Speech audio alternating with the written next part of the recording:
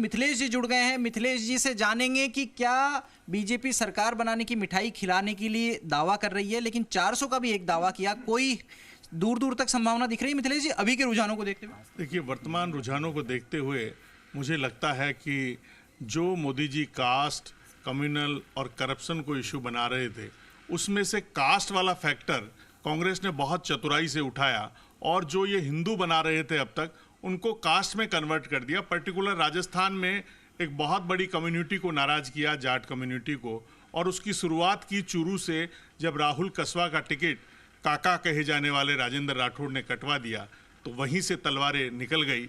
जाट बनाम राजपूत, जो कभी मिर्धा साहब और भैरव सिंह शेखावत ने एकीकरण किया था जाट राजपूतों का, वहाँ से जंग शुरू हुई।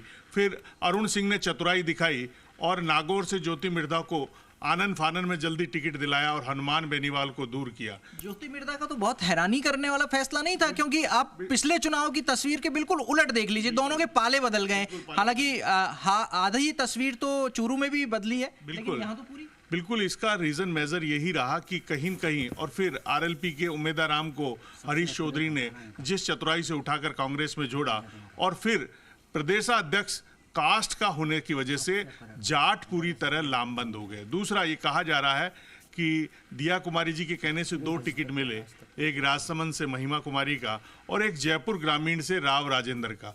वो भी राव राजेंद्र वाला फैसला भारी पड़ गया, क्योंकि वहां पर लालचंद कटारिया का और फिर लास्ट में राखी राठौड़ का नाम चला था। अगर लालचंद कटारिया को टिकट दिया जाता, वो कांग्रेस छोड़कर बीजेपी में आए थे, तो जो जाट कम्युनिटी और यादव कम्युनिटी और गुर्जर कम्युनिटी, ये तीनों अगर जुड़ती, और मीणा है ही, तो खेल हो सकता था, क्योंकि गोपाल मीणा उनके खासम खास है।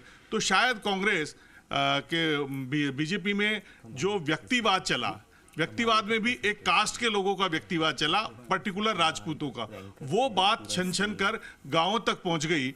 और यही कारण है कि चाहे रविंद्र सिंह भाटी लड़े हों, तो वहां पर बाड़मेर सीट में हमने देखा कि जाटों ने पॉलिटिकल अवेयरनेस दिखाते हुए वन साइडेड उम्मीदवार की तरफ चले गए। और हालत यह है कि केंद्र में मंत्री रहे कैलाश चौधरी तीसरे नंबर पर जाते हुए नजर आ रहे हैं। केंद्रीय मंत्री तीसरे नंबर पर जाते हुए नजर आ रहे हैं। ये एक चौंकाने वाला रुझान दिखा है। हालांकि इसकी चर्चा जनश्रुति में हो चुकी थी, माउथ पब्लिसिटी ऐसी होने लगी थी, लेकिन प्रियदर्शी जी, जातिवाद की तरफ चुनाव जाता हुआ दिख रहा है, जो मिथिलेश जी की बात से मैं समझ पाया। क्या आपको लगता है कि जातिवाद की तरफ चुनाव जाना सही है और कांग्रेस उस पर ले जा पाई? देखिए, कांग्रेस पार्टी जातिवाद की राजनीति नहीं करती है। अभी आपके सामने जो राजस्थान के जो परिणाम, कहा ओबीसी की गणना की जाए, जिसकी जितनी जाति, जिसकी जितनी संख्या, उसका उतना। कांग्रेस पार्टी सबके अधिकारों की बात करती है, अधिकारों की लड़ाई लड़ती है, परंतु किसी भी जाति को सर्वोपरि रखकर या किसी भी जाति को दरकिनार करके बात करने की बात कांग्रेस पार्टी नहीं करती है। अभी आपको जो बीजेपी करती है जातिवाद की राजनीति? बिल्कुल करती है। जातिवाद और विभाजन की राजनीति के अंदर भारतीय जनता पार्टी का कोई मुकाबला नहीं है। उसका साथ साथ मैं आपको बता दूं, जो परिणाम पूरे देश में और मिथिलेश जी, आप तो कह रहे थे कि कांग्रेस लेकर के आई चीजों को जातिवाद पे और कम्युनिटीज को उसने जोड़ा, और प्रियदर्शी जी कह रहे हैं कि बीजेपी जातिवाद की राजनीति करती है। देखिए, जो जिस तरीके से लोक देवता तेजा जी इस बार पॉलिटिकल साइन बन गए, जिस तरीके से तेजल सुपर डुपर पर गोविंद डोटासरा ने जो रुमाल घुमा घुमा कर डांस किया, वो रुमाल घूमते घूमते जाट एक होते चले गए। और कहीं न कहीं राजस्थान में बीजेपी से बड़ी चूक हुई, सतीश पूनिया को हटाया तो कोई जाट रिप्लेस नहीं किया। लेकिन मिथिलेश जी, क्या ये लोकतंत्र के लिए, देश के लिए सही है कि जब राष्ट्रीयवाद की भावना है तो आप राज्यों में तोड़ दीजिए, जब राज्य की एकता की भावना है, क्षेत्रीयता की भावना है, तो आप धर्मों में तोड़ दीजिए, वर्गों में, जब वर्गों की भावना है तो आप जातियों में तोड़ दीजिए, जाति की भावना है तो गोत्र में तोड़ दीजिए। देखिए, ये सियासत की एक कड़वी सच्चाई है कि जो भी राजनेता होता है, वो अपनी जीत के लिए वो तमाम महामंत्रों का जाप करता है, जिससे उसकी विजयश्री का वर्ण हो।